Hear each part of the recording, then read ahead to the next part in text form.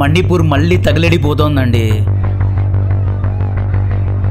Missiles తో దాడులు జరుగుతున్నాయి. డ్రోన్స్ ద్వారా ఫైరింగ్ చేస్తున్నారు. అక్కడి సీఎం చేతిలో అధికారం లేదు. Indian army, local police, paramilitary forces అందరూ రెండు గ్రూప్స్ మధ్యలో నలిగిపోతున్నారు. అక్కడి పరిస్థితుల గురించి పెద్ద పెద్ద మీడియా ఛానల్స్ ఎవ్వరూ కవర్ చేయడం లేదు. ఈ వీడియోలో మ్యాప్స్ను వాడి అసలు ఎందుకు మళ్ళీ మణిపూర్లో గొడవలు చెలరేగాయి అనేది ఎక్స్ప్లెయిన్ చేస్తా. డ్రోన్స్ అండ్ మిసైల్స్ ద్వారా ఎవరు దాడి చేస్తున్నారు, యాక్చువల్లీ మణిపూర్లో ఉన్న తిరుగుబాటుదారులకు ఇంత అడ్వాన్స్డ్ టెక్నాలజీ కలిగిన వెపన్స్ ఎలా వచ్చాయి, మొన్న జరిగిన బంగ్లాదేశ్ స్టూడెంట్ ప్రొటెస్ట్ స్థాయిలో ఈ ప్రొటెస్ట్ కూడా కేంద్రం పైన ఒత్తిడి పెట్టనుందా, ఈ ఇష్యూను ఎందుకని లైట్గా తీసుకోకూడదు అనేది డీటెయిల్గా ఎక్స్ప్లెయిన్ చేస్తా. వీడియో రీచ్ కోసం లైక్ అండ్ సబ్స్క్రైబ్ చేయండి. డైరెక్ట్గా పాయింట్కి వెళ్తే మణిపూర్ ఇప్పుడు రెండు భాగాలుగా విడిపోయింది. ఈ మ్యాప్లో చూస్తే కొండలపైన కుకీ తెగ యొక్క సమూహం ఉంది. ఈ కొండల ప్రాంతాల్లో కుకీ మిలిటెంట్స్ యొక్క కంట్రోల్ ఉంది. లోయల్లో మైతేయి తెగకు చెందిన సమూహం ఉన్నారు. ఈ లోయలను మెయితేయి మిలిటెంట్స్ కంట్రోల్ చేస్తున్నారు. ఈ రెండు రీజన్స్ మధ్యలో ఖాళీ ప్రదేశం ఉంది. అంటే కుకీ ఉన్న కొండల ఏరియాస్కు మరియు మెయితేయి ఉన్న లోయలకు మధ్య ఒక ఖాళీ ల్యాండ్ ఉంది. ఈ ఖాళీ ల్యాండ్లో మన ఇండియన్ ఆర్మీ, పారామిలిటరీ ఫోర్సెస్ మరియు మణిపూర్ పోలీసులు ఉన్నారు. ఈ ఖాళీ ప్రదేశాన్ని బఫర్ జోన్ అంటారు. అక్కడి పరిస్థితి ఎలా ఉంది అంటే లిటరల్లీ నేనేమి ఎగ్జాగరేట్ చేసి చెప్పడం లేదు. ఎవరైనా మెయితేయి జాతికి చెందిన వారు బఫర్ జోన్ దాటి కొండల్లో వెళ్తే కుకీ మిలిటెంట్స్ దాడి చేసి చంపుతున్నారండి. ఎవరైనా కుకీ జాతికి చెందిన వారు బఫర్ జోన్ను దాటి మెయితేయి ఉన్న లోయల ప్రాంతానికి వస్తే ఇక్కడి వారు చంపుతున్నారు. ఇండియా టుడే ఇచ్చిన రిపోర్ట్ ఆధారంగా కుకీ తెగకు చెందిన మాజీ ఇండియన్ ఆర్మీ జవాన్ మెయితేయి డామినేటెడ్ ఏరియా అయిన సిక్మైకు వెళ్తే జవాన్ అని చూడకుండా చంపేశారు. తరచుగా మీరు వార్తల్లో చూస్తూ ఉంటారు మణిపూర్లో ఇండియన్ ఆర్మీ జవాన్లపైన దాడి చేసి చంపారు అని. ఈవెన్ మన ఇండియన్ ఆర్మీ జవాన్లు ఆయుధాలు లేకుండా కొండపైన లేదా లోయల్లో వెళ్ళినా చంపుతున్నారు. మన ఇండియన్ ఆర్మీ బఫర్ జోన్లోనే ఉంది. ఇంత ఘోరమైన పరిస్థితి మణిపూర్లో ఉంది. ఇది వినండి. బఫర్ జోన్ బార్డర్స్లో కుకీ తెగకు చెందిన ఆడవారు కాపలా కాస్తున్నారు. కొండపైకి వెళ్ళి వచ్చే వెహికల్స్ను చెక్ చేసి పంపుతున్నారు. పొరపాటున మెయితేయి సభ్యులు కొండ ఎక్కితే చంపుతున్నారు. ఈ విషయాన్ని స్వయాన అక్కడి ప్రజలే ఒప్పుకుంటున్నారు. ఇదేమైనా ఇండియా పాకిస్తాన్ యుద్ధమా? కంచె దాటితే తలలు తెగుతాయనడానికి. కుకీ తెగకు చెందిన వారి యొక్క డిమాండ్ ఏంటి అంటే కొండ ప్రాంతాల్లో సపరేట్ అడ్మినిస్ట్రేషన్ను నిర్మించాలి అని, సపరేట్ సీఎం ఉండాలి అని, సింపుల్గా కొండ ప్రాంతాన్ని సపరేట్ రాష్ట్రంగా చేయండి అని కుకీ ప్రజలు డిమాండ్ చేస్తున్నారు. లాస్ట్ వీక్ కొండలపైన ఉన్న కుకీ మిలిటెంట్స్ ఏం చేశారు అంటే మెయితేయిస్ ఉన్న ఏరియాస్లో మిజైల్స్ మరియు డ్రోన్స్ ద్వారా దాడి చేశారు. ఈ దాడుల్లో దాదాపు 10 మంది చనిపోయారు. పదుల సంఖ్యలో గాయాలయ్యాయి. ఈ మెయితేయి మరియు కుకీ తెగల యొక్క గొడవలు ఎంత దూరానికి వెళ్తాయి అనేది చెప్పే ముందు అందరికీ ఉపయోగపడే ఏఐ ట్రైనింగ్ గురించి చెప్పాలి. ప్రపంచవ్యాప్తంగా జియోపొలిటికల్ టెన్షన్ పెరిగిపోతోంది. గ్లోబల్ మార్కెట్స్ అన్ని కియాస్లో ఉన్నాయి. ప్రతి ఒక్క దేశం టెక్నాలజికల్ డామినెన్స్ కోరుకుంటోంది. వీటన్నిటి మధ్యలో ఏదైనా ఒక ఫీల్డ్ హద్దులు దాటి డెవలప్ అవుతోంది అంటే ఆ ఫీల్డ్ పేరే ఆర్టిఫిషియల్ ఇంటెలిజెన్స్. ఏఐ కారణంగా గూగుల్, అమెజాన్, డెల్ వంటి కంపెనీస్ తమ ఉద్యోగాల నుండి తీసివేస్తున్నారు. బట్ మనకు ఏఐను ఎలా వాడాలో తెలిస్తే మార్కెట్ ఎక్స్పెక్టేషన్స్తో మనం ఆడుకోవచ్చు. నేను మీకు రికమెండ్ చేయబోతున్న Asia's biggest AI and ChatGPT master class గురించి తెలుసుకోండి. లింక్ డిస్క్రిప్షన్లో కామెంట్ బాక్స్లో ఇస్తున్నాను. ఈ 3 hour master class normally paid class, కానీ మన మొదటి 1000 మెంబర్స్ వ్యూవర్స్ కోసం దీన్ని ఫ్రీ చేశారు. ఈ వీడియో చేయకముందు నేను కూడా ఈ వర్క్షాప్లో అటెండ్ అయ్యి వచ్చాను. దాదాపు 20 కంటే ఎక్కువ ఏఐ టూల్స్ గురించి, చాట్ జీపీటీ టెక్నిక్స్ గురించి నేర్చుకున్నాను. ఈ వర్క్షాప్లో మీరు నేర్చుకునే విషయాలు పర్సనల్ బ్రాండింగ్ ఎలా చేయాలి, ఎక్సెల్లో కాంప్లెక్స్ ప్రాబ్లమ్స్ను ఎలా సాల్వ్ చేయాలి, బిజినెస్ స్ట్రాటజీస్ను ఎలా వేయాలి, యూనిక్ ప్రెజెంటేషన్ టెక్నిక్స్ను ఎలా నేర్చుకోవాలి, ఇలాంటి ఎన్నో విభాగాల్లో ఈ వర్క్షాప్ మీకు హెల్ప్ అవుతుంది. మీరు tech, non tech, HR, business, entrepreneurship, sales, freelancing ఇలా ఏ ఫీల్డ్లో ఉన్నా ఈ వర్క్షాప్ మీకు హెల్ప్ అవుతుంది. మొదటి 1000 మందికి మాత్రమే ఇది ఫ్రీ. వెంటనే అవైల్ చేసుకొని లింక్ డిస్క్రిప్షన్లో కామెంట్ బాక్స్లో ఇస్తున్నాను. వీరి యొక్క గ్రోత్ వాట్సాప్ ఛానల్లో జాయిన్ అయ్యి నెక్స్ట్ స్టెప్స్ గురించి తెలుసుకోండి. ఈ కుకీ మెయితేయి తెగల మధ్య గొడవ పెద్ద ఎత్తున ఫ్లేరప్ అయ్యింది మార్చ్ 2023లో. మార్చ్లో కొత్తగా బైరెన్ సింగ్ మణిపూర్కు చీఫ్ మినిస్టర్ అయ్యారు. ఈయన మెయితేయి తెగకు చెందినవాడు. ఈయన ఆధ్వర్యంలోనే హైకోర్టు ఒక ఎస్టీ రిజర్వేషన్ బిల్లును ప్రవేశపెట్టడం జరిగింది. ఈ బిల్లులో మెయితేయి ప్రజలకు ఓబీసీ నుండి ఎస్టీ కేటగిరీలో చేర్చడం జరిగింది.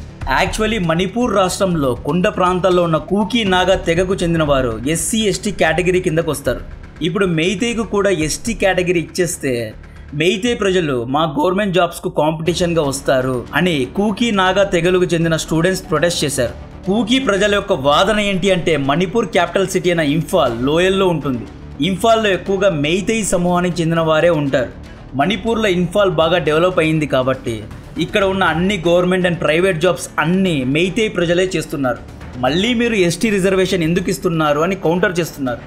బైరన్ సింగ్ మెయితేయి తెగకు చెందినవాడు కాబట్టే మా పైన వివక్ష చూపిస్తున్నాడు అని నిరసన వ్యక్తపరిచారు.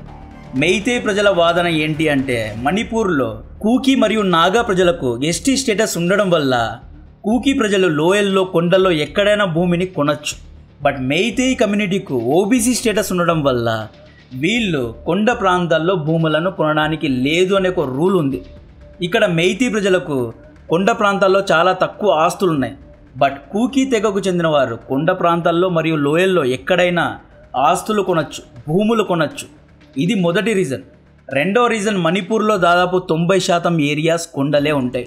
ఈ కొండల్లో 40% కూకీ అండ్ నాగా కమ్యూనిటీ ఉంటుంది. మణిపూర్లో కేవలం 10% మాత్రమే లోయలు ఉంటాయి. ఈ 10% ఏరియాలో దాదాపు 60% మెయితేయి ప్రజలు ఉంటున్నారు.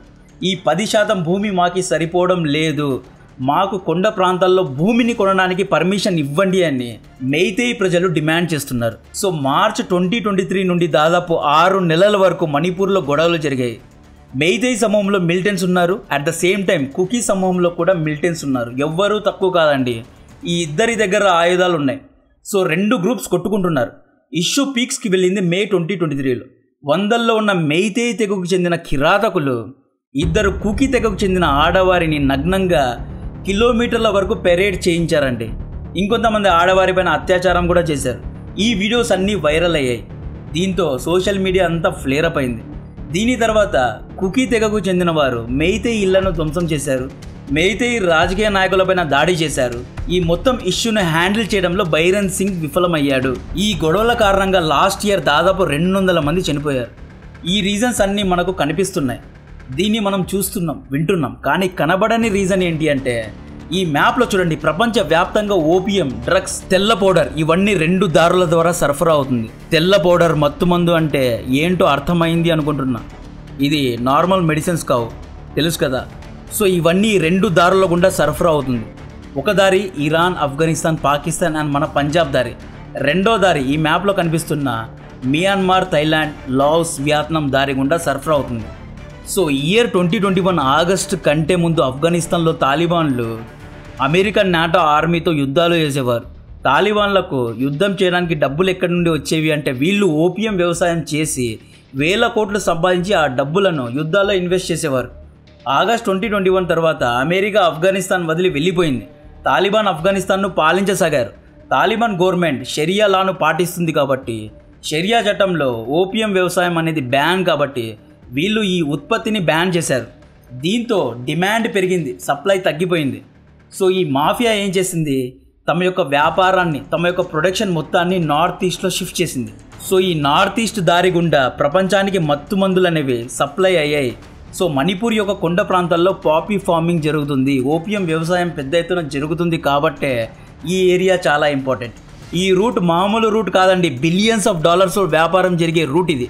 కావాలంటే మీరే చూసుకోండి. మియాన్మార్ అనే ఒక దేశం ఎప్పుడు అన్స్టేబుల్గా ఉండడానికి కారణం, ఒకవేళ మియాన్మార్లో సక్రమమైన పరిపాలన వచ్చేస్తే దొంగ పనులు చేయడానికి ఉండదు కాబట్టి గత 10 ఏళ్ల నుండి మియాన్మార్లో ఏదో ఒక గొడవలు జరుగుతూనే ఉంటాయి. ఇక్కడ ఉత్పత్తి అయిన మందు థాయిలాండ్లో, వియత్నాం ఇలా వేరు దేశాలకు సరఫరా అవుతుంది. ఈ మొత్తం వ్యాపారాన్ని పెద్ద మాఫియా హ్యాండిల్ చేస్తుంది. సో బైరన్ సింగ్ ఏం చేశాడు, సీఎం అయిన తర్వాత కొండ ప్రాంతాల్లో పాపీ వ్యవసాయాన్ని, ఓపియం వ్యవసాయాన్ని బ్యాన్ చేసి పడేశాడు. వ్యవసాయ భూముల్ని లాక్కున్నాడు. దీంతో మాఫియా వ్యాపారానికి గండిపడింది.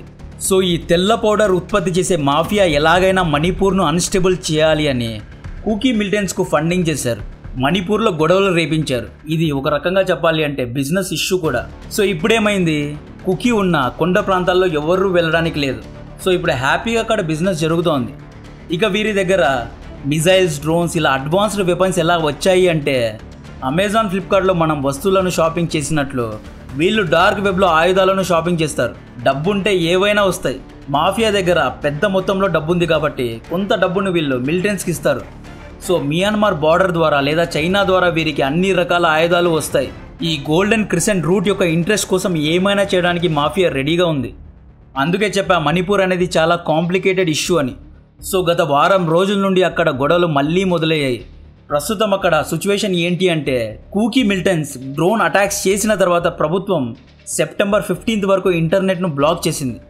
ఇక్కడ ప్లాట్ ట్విస్ట్ ఏంటి అంటే, బంగ్లాదేశ్ ప్రొటెస్ట్ లాగా ఈ ఇష్యూలో స్టూడెంట్స్ రంగంలో దిగారు.